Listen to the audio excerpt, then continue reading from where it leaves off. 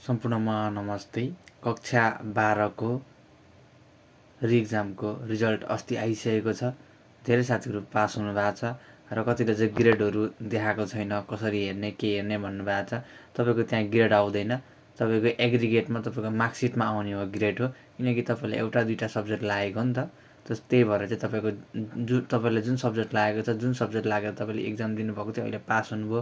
तपाईँको बी आयो, सी आयो, जतिसुकै आए पनि तपाईँको त्यहाँ अहिले त्यो मात्रै देखाउँछ, फुल जिपिएमा 0 लेखेको हुन्छ र तपाईँको मार्कसिट आउँदाखेरि चाहिँ तपाईँको सबै कुराहरू लेखेको हुन्छ भन्न चाहन्छु। र तपाईँले आफ्नो मार्कसिट बुझेन भने तपाईँले रिटोटल गर्न पाउनुहुन्छ। त्यसको लागि चाहिँ फर्म केही दिनमा खुल्ने छ सम्भवतः, मलाई त्यस्तो लाग्दैछ।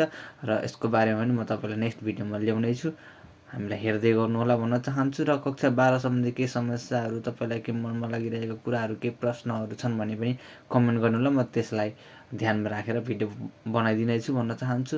हस्त नमस्ते।